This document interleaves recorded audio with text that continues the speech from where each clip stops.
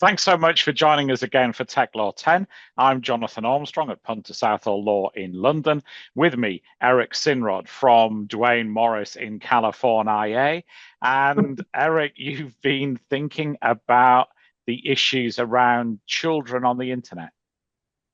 Yes, and today we're going to be talking about potentially restricting children's access to social media or legal efforts to make that the case. So let's start here in the United States, if you don't mind. There is no single federal law, Jonathan, that completely bans children from social media here in the US. But a wave of state level laws and proposed federal bills aim to restrict access, especially for those under the age of 16. Currently, the primary legal baseline is the Children's Online Privacy Protection Act, which prevents platforms from collecting data on kids under 13 without parental consent, effectively making 13 the industry standard minimum age. But the action's happening really at the state level bans and restrictions level. So as of early 2026 this year, at least 16 states already have passed laws to regulate minors' social media use, though many face legal challenges. I'm going to talk about just a few of these. Florida prohibits children under 14 from opening social media accounts. Utah requires parental consent for anyone under 18 to create an account and mandates age verification using government IDs. Nebraska recently passed some of the strictest measures requiring parental consent or parental approval for anyone under 18. California and New York focus on what's called addictive feeds, banning algorithmic recommendations for minors without parental consent rather than an outright ban. Other states, Arkansas, Georgia, Louisiana, Mississippi, Ohio, and Tennessee, have enacted various requirements for parental consent or age verification. Now, we do have some proposed federal legislation. Several bipartisan bills are currently moving through Congress in an attempt to set national standards. I'm going to name three. There's the Kids Off Social Media Act, which would prohibit kids under the age of 13 from having accounts and would ban algorithmic feeds for those under 17. Next is the Kids Online Safety Act, which aims to impose a duty of care on platforms to protect minors from harmful content and addictive design features. And then thirdly, there's the Protecting Kids on Social Media Act, which proposes a minimum age of 13 for all platforms and requires parental consent for users aged 13 to 17. Briefly turning our attention to the international context outside the US, some countries have implemented much stricter bans. Jonathan, you're probably aware that Australia in 2024 enacted a landmark ban preventing anyone under 16 from having social media accounts, with fines of up to $49.5 million for companies that fail to comply. And Indonesia recently became the first Southeast Asian country to ban social media for children under 16. So is this all going to work out?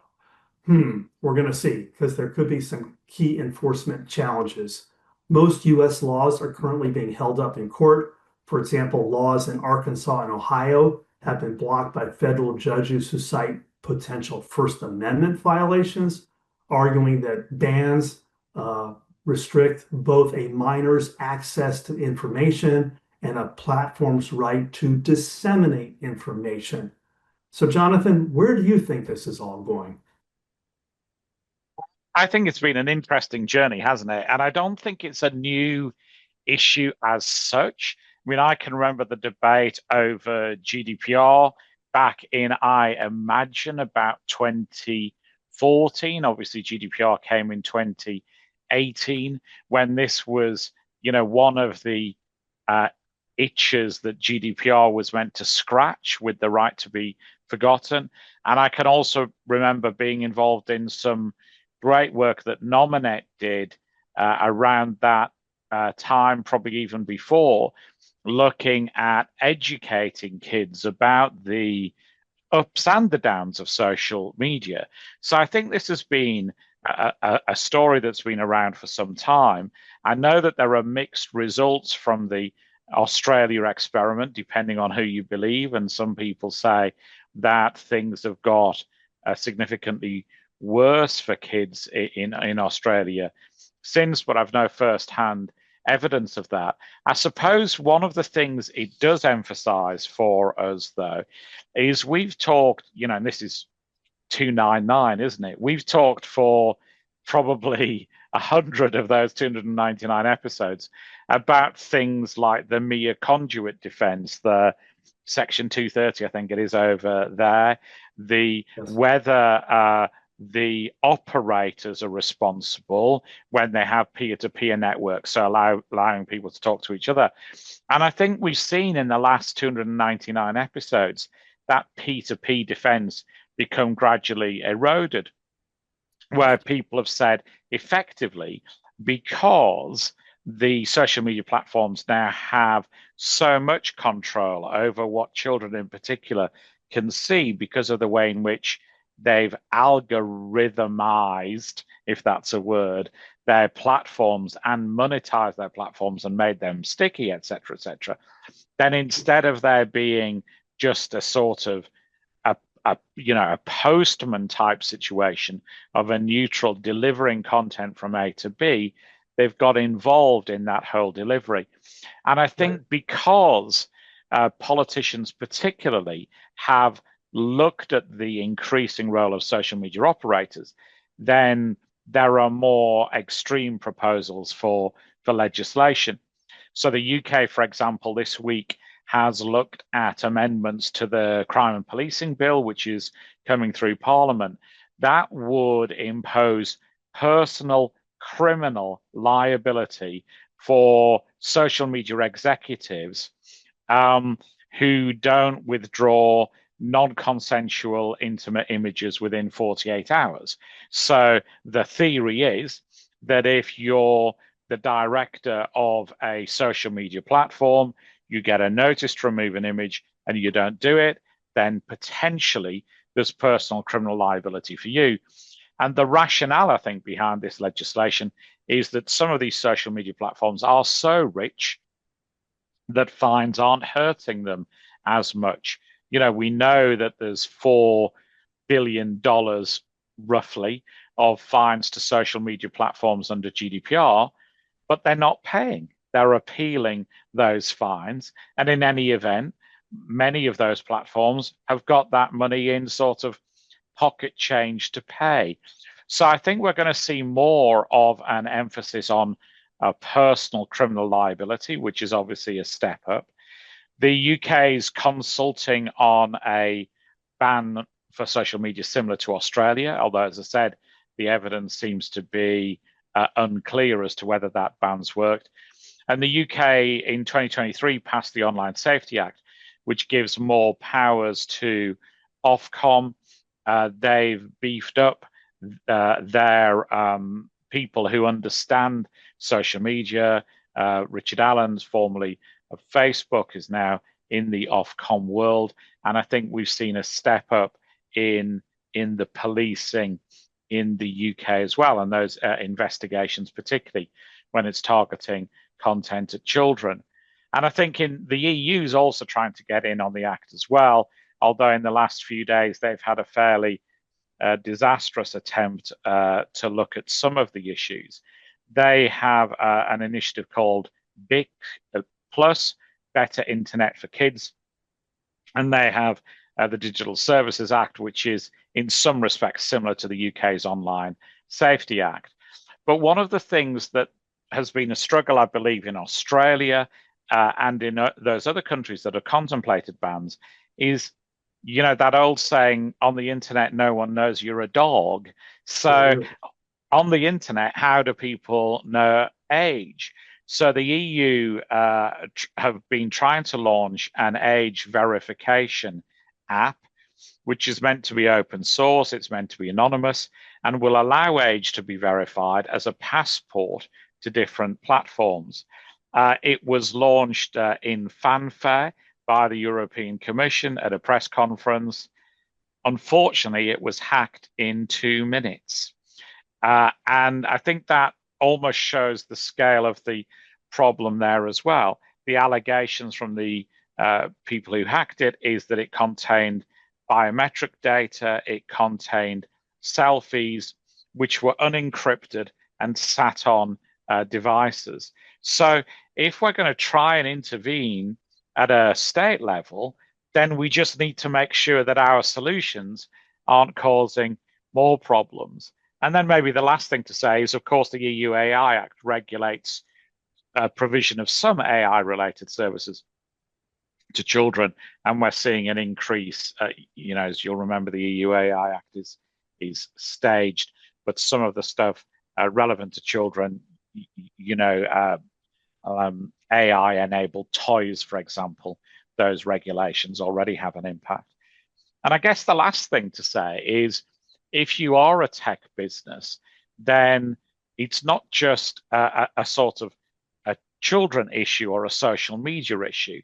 I think for many businesses, they allow networking that they host, and that could put them into difficulties because the legislation tends to be drafted so widely. And oftentimes people enable that type of functionality, so customer to customer communications, without really knowing the business case behind it. Many, many years ago, I won a patent case in part because one of the other companies involved had enabled customer to customer chats. And we were able to take some of those chats to prove that their technology wasn't as innovative as they said it was, and also to prove that they knew or ought to have known of that because of the chats on a platform that they hosted. So I've always thought, from that very early case, maybe in the late 90s, that peer-to-peer communications were often not thought through that well from corporations. So as well as social media operators taking note, anybody who allows customers to talk between themselves probably ought to keep up to date with these legislative changes as well, Eric. Well said, well thought out. Just several response points to be brief. Yes, this is our video podcast number 299. It's pretty amazing. We began way back long ago and far away in 2011. We have something special in store for episode 300, no spoiler, and 301. So we're already planning ahead. We're going strong. Just by way of clarification, so yes, we have Section 230. It's part of the Communications Decency Act, which was enacted by our Congress long ago in 1996. And the idea was that internet service providers would have immunity, generally speaking, with respect to content posted by others on their platforms. The idea being we wanted these fledgling companies to grow and flourish, and it would be a nice, add-on to our economy. Well, these are now some of the most wealthy companies in the world. And as you said, we're seeing some of that type of immunity eroding over time in certain circumstances in different types of cases. And then finally, yeah. Are you going to be too modest? Are you going to be too modest to say that you were involved in some of the first cases on that? Yes, I'll be too modest. Yeah, I was. That's true. That's very true, but thank you. And then age verification, absolutely. The devil's in the details, right? Because the whole idea here is to protect kids. And first of all, nobody on the internet, nobody knows your dog. There was that famous cartoon way back in the beginning where it showed a dog in front of a screen, and who knows who's really communicating with you. But right, on age verification, is it even accurate? Do you really know for sure whether, the person's over the particular age that's deemed appropriate for social media under the governing law or not? But then even if so, is that information safe? And you pointed out that hacking example. And if we're trying to protect kids by way of these laws, and all we're doing is opening them up so that their information gets out there in the wild, not so good. So there you have it, as always. Yeah. So I guess the moral of the story is it's going to be an area where we're going to see a lot more legislation. There's clearly a lot of concern from politicians, but sometimes their proposed legislation creates more problems than it solves. But we're Right. not undermining the fact that this is a problem, and to some extent, education's Well, the answer, and parental supervision. right. And I guess we should, before we finish, we should just add, what is the impetus behind all this? The thinking is that the well-being and mental health, psychological Mm. health of children is adversely affected by being online in social media too much or drawn in and they can't get out of it and they're suffering as a consequence. That's what's behind the motivation to try to restrict access. And it might be a laudable goal, but how do we go about it? And then again, here we have the whole First Amendment fight too. So it's a complicated subject. I'm sure we're going to see much more of this and we'll be talking about it again, don't you think? I think that's right. And we'll try and curate some resources that might be able to help anyone who's concerned about kids on social media. We'll try and put them in the chat on the YouTube version of the film. So, as ever, thanks to everybody for watching or listening. We're on quite a lot of the podcast platforms now, like Spotify. So, as well as watching on YouTube, you can listen on Spotify and subscribe there so that you get podcasts as and when they're out. And all that remains, I guess, is the sign off. I'm Jonathan Armstrong at Punter Southall Law. My email address should magically appear on the bottom, jonathan.armstrong at puntersouthall.law. And Eric, why don't you take it home?